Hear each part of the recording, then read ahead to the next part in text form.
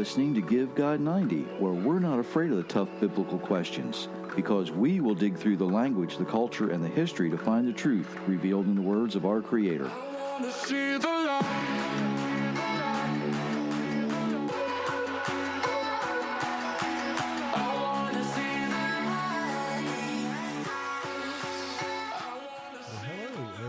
Thank you for letting us be part of your day. My name is Jerry Mitchell.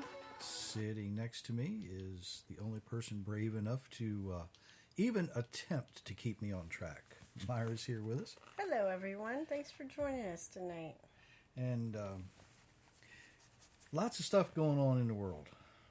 We were out and about running some errands earlier today, and we live in a resort area, so we get a lot of visitors down here. And one of the things I noticed was more and more people act like they are nervous to be around other people again. And that's just not healthy for anyone, but more on that maybe later. I had an interesting message today. It made me chuckle just a little bit. Since we've not been doing the Facebook Live portion of this, people every once in a while have been, saying that they've missed it, and they wouldn't mind seeing it again. And I've been avoiding it, and I probably will still avoid it.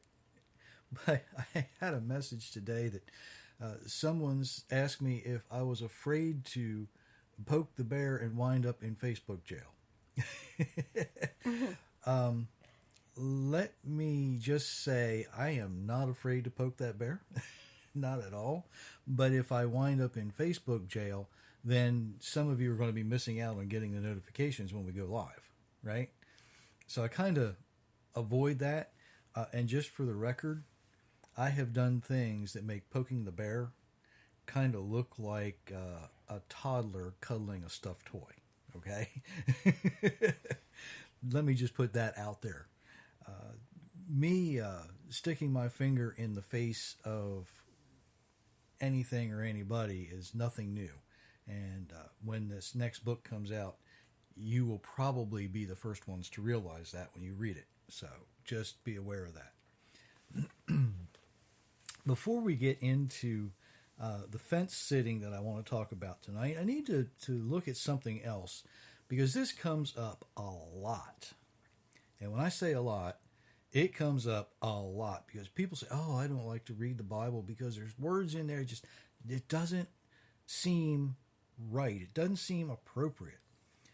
Well, of all of the translations of the Bible that we have available, the majority of them agree, but some of them do have some wording in there that makes them kind of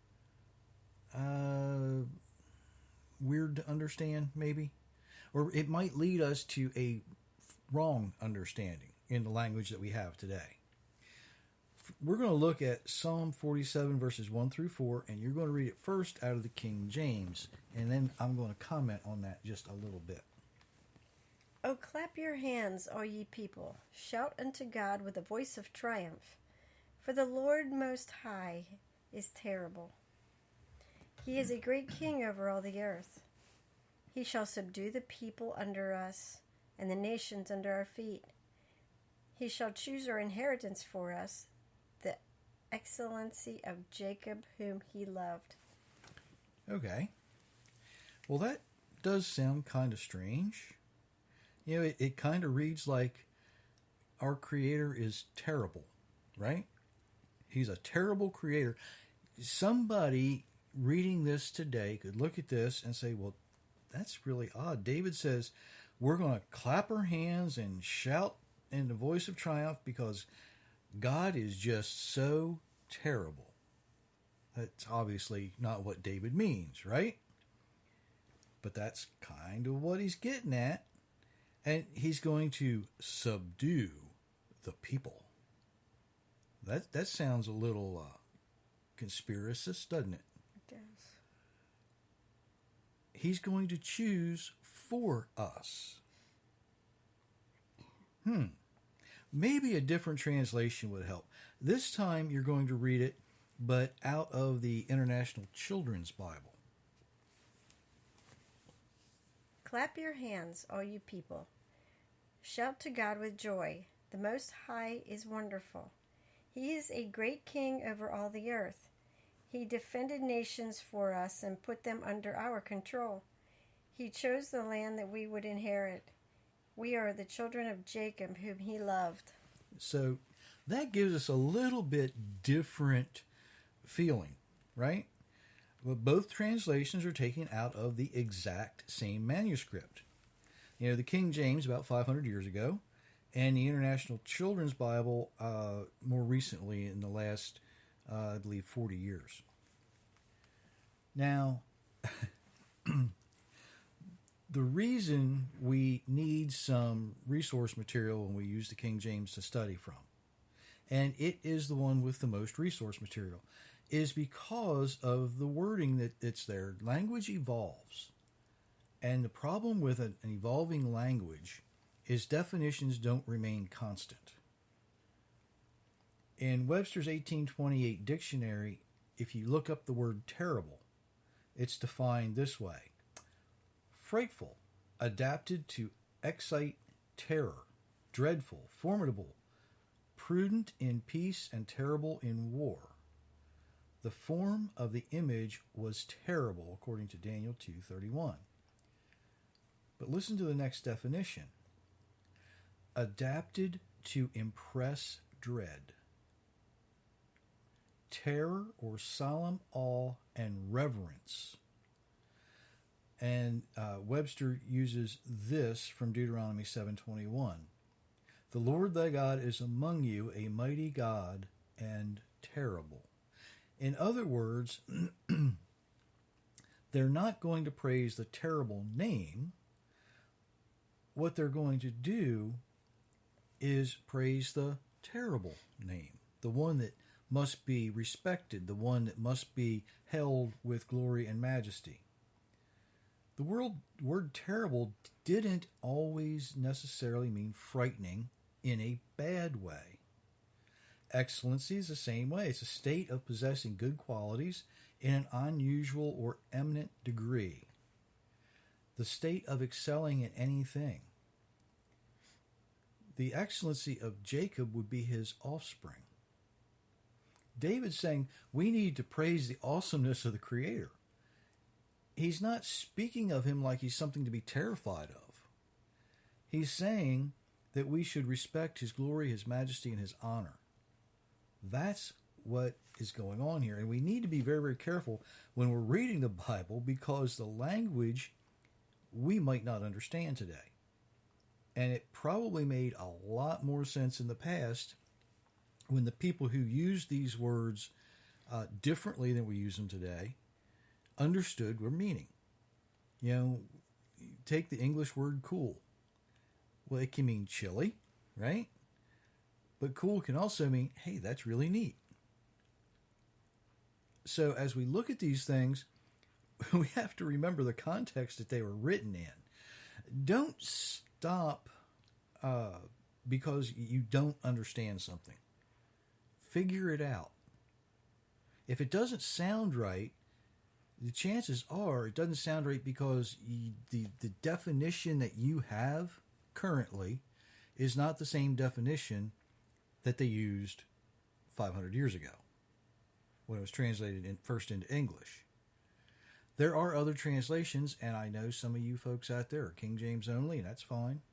Some of you folks out there still read other translations that are less than reliable. Let's just put it that way. Some of you, might not read at all. You might not have the chance to read. But just because you don't understand something, there's no reason to stop. Ask somebody who is knowledgeable. If you can't find somebody who is knowledgeable, go to Give God 90. There's a contact page on there. If you send me a message, if you send me, email works really good in that place, because then I can actually email you back the exact reference that I get it from. Excuse me. Other times, I try to get back to people as quickly as possible. Sometimes it takes me a couple of days, but you will get an answer. Just don't give up. Because you read something that doesn't seem appropriate or doesn't seem right, it very well could be that it's not the Bible's problem. It's not the translator's problem, depending on when they were translating it. It could be a language issue that you're dealing with.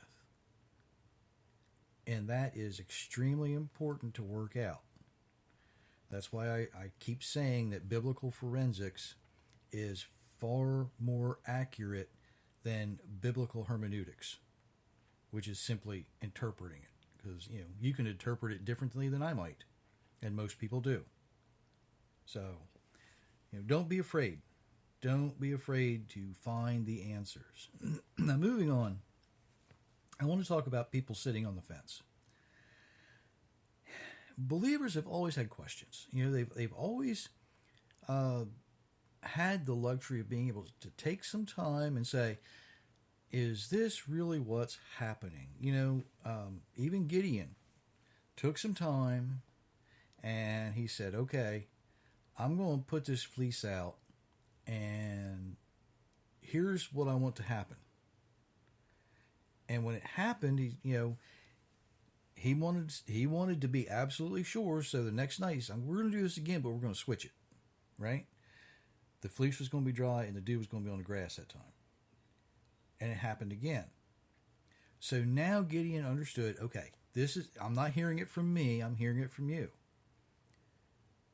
But believers have always had this, it's like, how does God want me to, and then you fill in the blank with whatever your problem is, right? Maybe you might be thinking, well, what should be my response to, and again, you can fill in the blank. Well, one of the things today that seems to have driven a wedge between believers is this whole vaccination argument. Should I or shouldn't I, right? It's a whole big thing. It seems like that's the big question of the day, even among believers.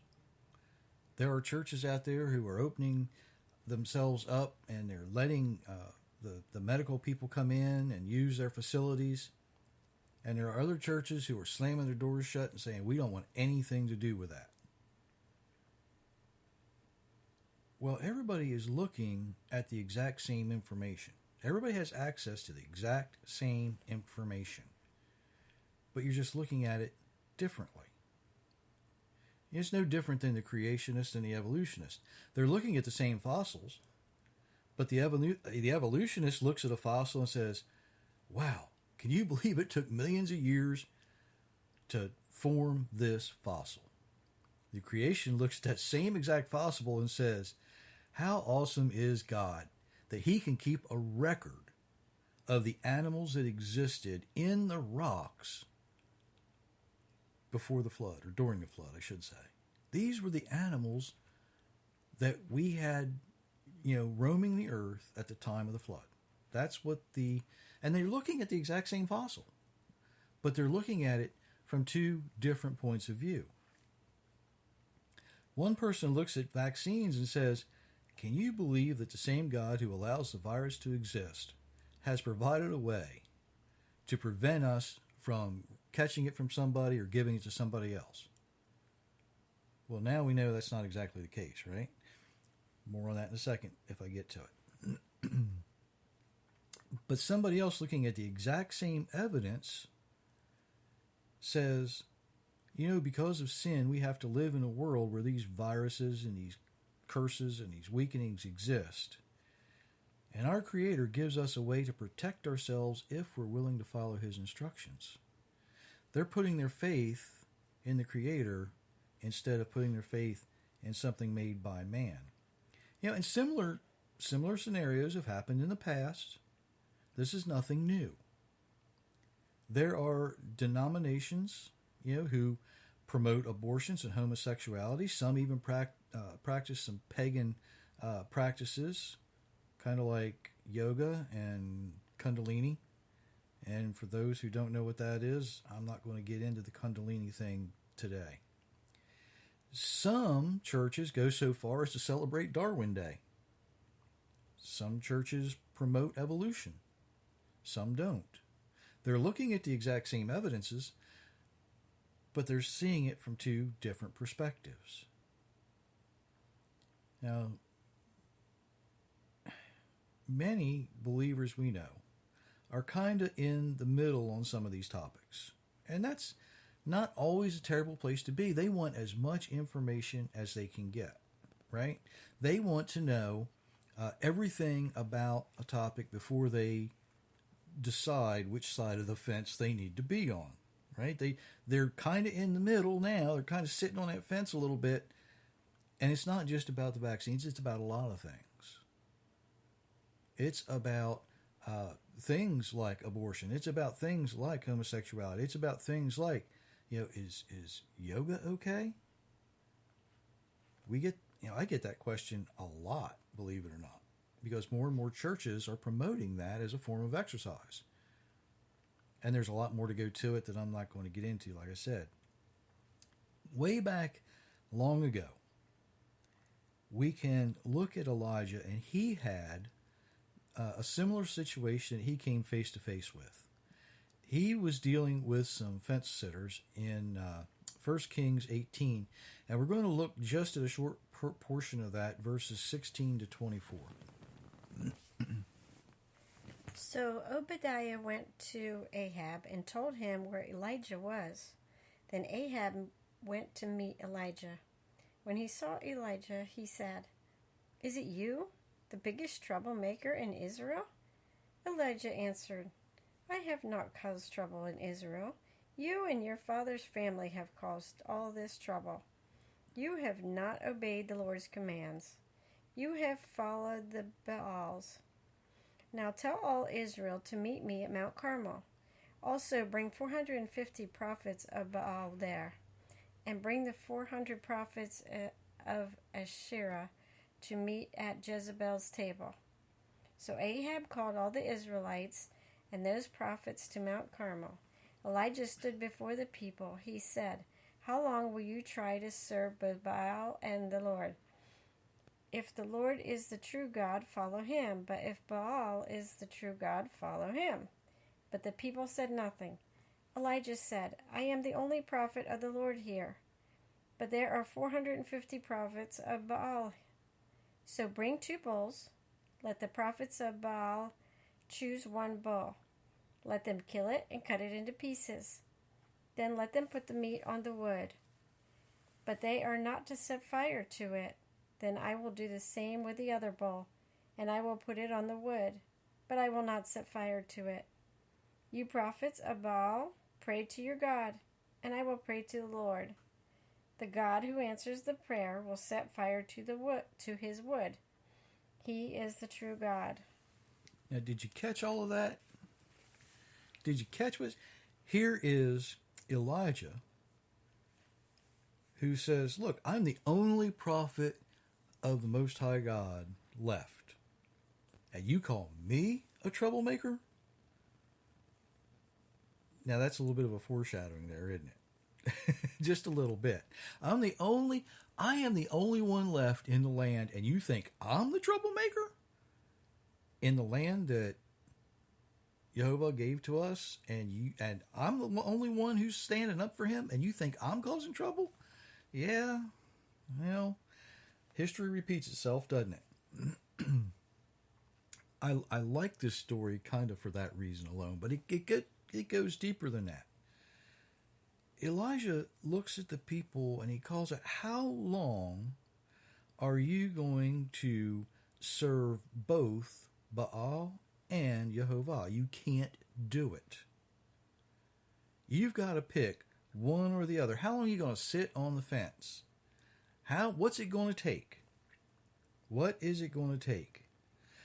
Now, throughout Scripture, the word of the Almighty is often considered a very sharp two-edged sword, and it's that way for a reason. It's not wide enough to allow anyone to sit on the fence, right? You just can't sit on a fence for long. Elijah throws down the gauntlet here. the 450 prophets of Baal built their altar, and they used dry wood, right? They cut up their bull, they set everything up there, and they prayed. Nothing happened. Then they prayed and they danced. Nothing happened. Then they prayed and they danced and they shouted, and nothing happened. Nothing worked. Now, Elijah, being a little sarcastic, right? Let's face it, that's what's going on here. This is biblical humor here, just a little bit. He taunted them. He's like, look, maybe you should pray a little louder. Maybe he doesn't hear you. And they did. I mean, you get 400 people or 450 people together shouting, it's loud, right? Have y'all ever been in a place where there's over 400 people shouting all at the same time, all the same thing? It's loud. And he says, well, maybe he's asleep. Maybe he's away on a trip. Now, it doesn't really say this, but it implies maybe he's on the potty. Maybe he's using the restroom. Maybe, we'll give you a few more minutes here. Let him finish. But y'all need to keep it up. Finally, though, Elijah had enough. He puts his stones out, 12 stones, one for each tribe. Everything's still dry at this point. The wood's there, the meat's there. Digs a trench, and he says, look, go get some water and pour over everything. Then he says, do it again. It's soaked. There's water in the ditch that he had dug to surround this. It's wet. And Elijah asks a simple prayer. He says, Jehovah, you are the God of Abraham, Isaac, and Israel. I ask you to prove that you're the God of Israel and prove that I'm your servant. The only thing he asks for himself is just let these people know that I stand with you. That's all he's asking. I'm not anything other than somebody who's standing here proclaiming you. He goes on, show these people that you commanded me to do these things. Jehovah, answer my prayer. Show these people you are Jehovah Elohim, our Jehovah God. Then the people will know that you are bringing them back to you. What was his request? What was his main request? Give these people a sign so that they will know you are the one that they can turn to. With that request, fire came down. It consumed the offering. It consumed the wood, the stones, and it dried up the water that had been poured out. The only thing Elijah asked for himself, was let these people know that I am on your team. That's all he asked for himself. Everything else was selfless and for somebody else.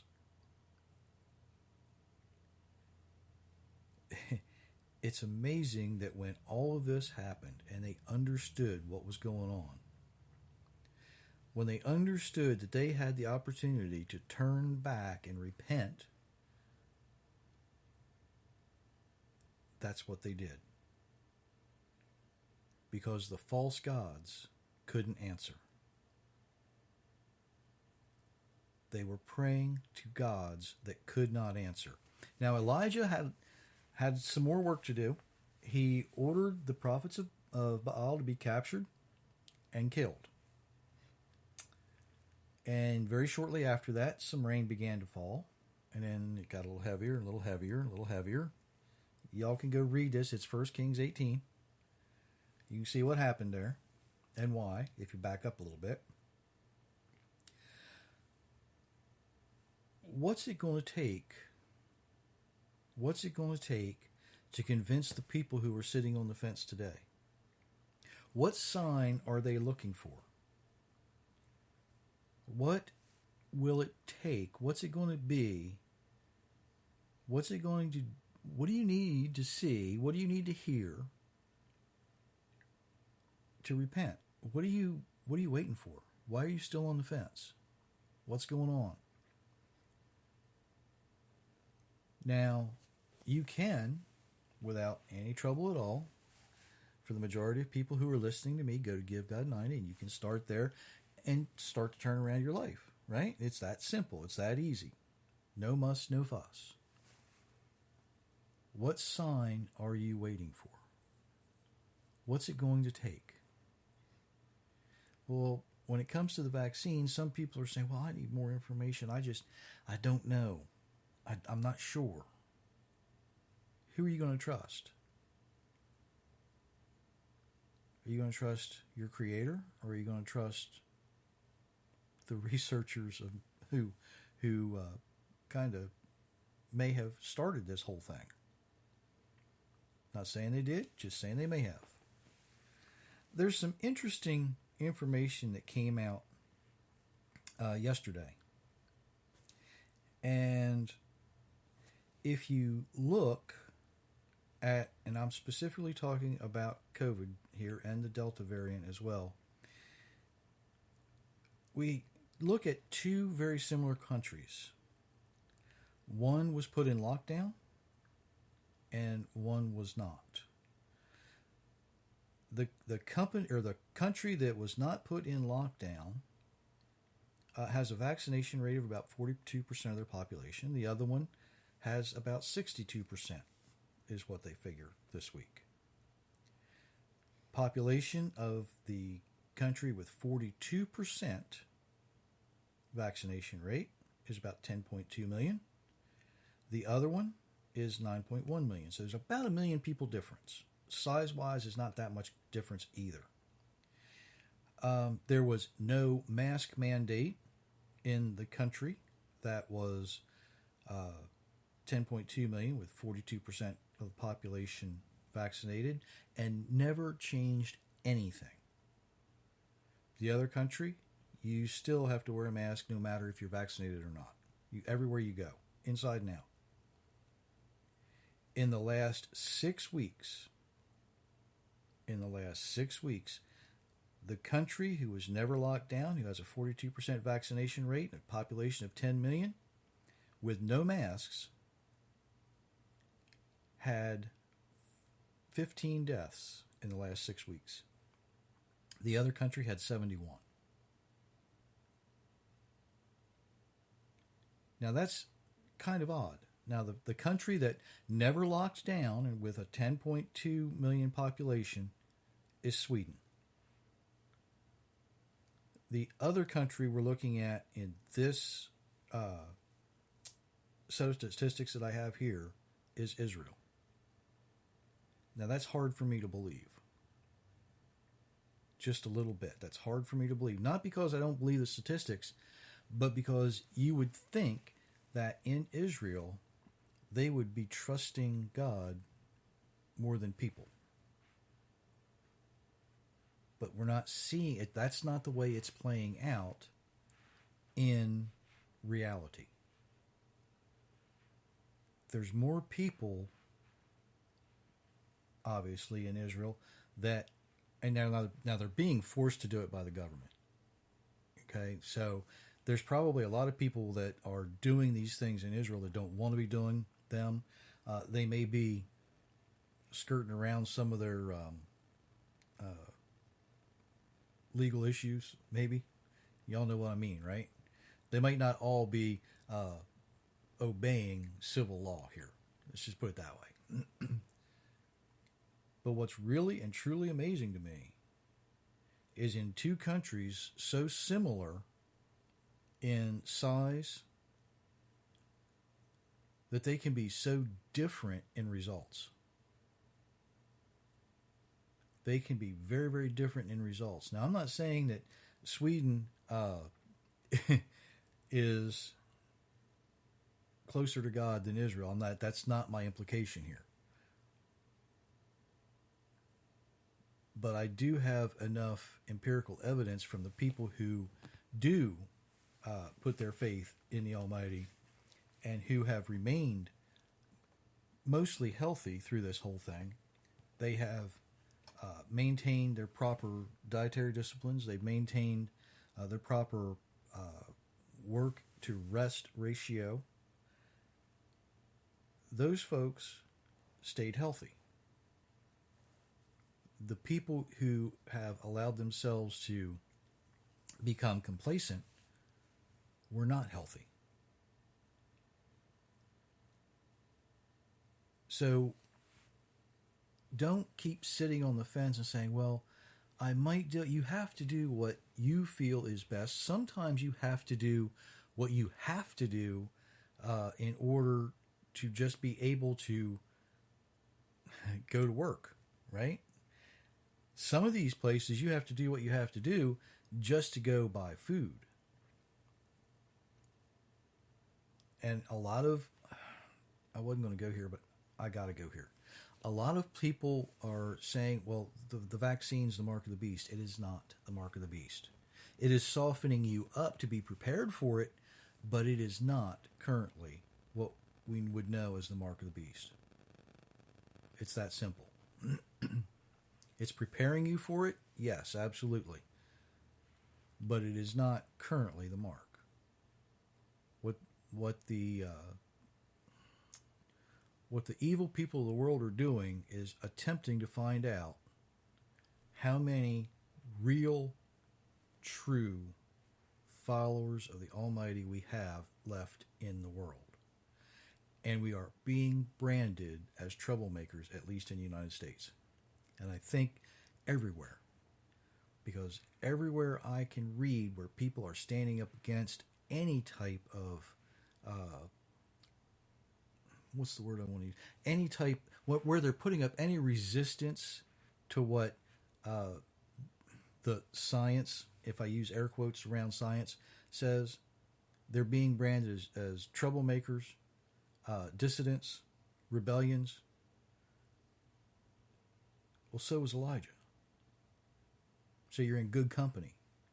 But you can't do it because you have some personal agenda. You can't be rebellious because you against the government because you have a personal agenda. You can't be rebellious against the medical community just because you don't feel like you want it. You have to do it for the right reason, and it can't be selfish. You have to do it because you're choosing to trust the Almighty more than you're choosing to trust man. You have to be willing. It's not that God's going to come to your side, okay? You have to go to his side, just like Elijah did. Just like Elijah did. And it's not just about the vaccine. It's not just about COVID. It's about all the other things we mentioned and more. You have to be on Jehovah's side when it comes to abortion. You have to be on his side when it comes to homosexuality. You have to be on his side when it comes to practicing pagan religious rituals. If you're not on his side, guess whose side you're on? Because that sharp two-edged sword you can't sit on. You can't continue to sit on the fence. You've got to make up your mind. Whose side are you going to be on? You can't continue to be in the middle. There is no gray area here. It goes from, light to dark. Like immediately. Like standing in a room and turning off a light switch. That quick. There's no gray. You can't keep sitting on the fence. You've got to choose. You are either standing with the creator of the universe or you're standing with the created. It's your choice. Did you have anything you wanted to add to that? Thank you for joining us, everyone. Absolutely. I hope that I danced on your toes appropriately today. I know I probably danced on some folks. Some people will probably say that they're going, "Yep, you're right." Others probably go, I just turned this off 20 minutes ago and you didn't hear a word you said afterwards." But that's okay.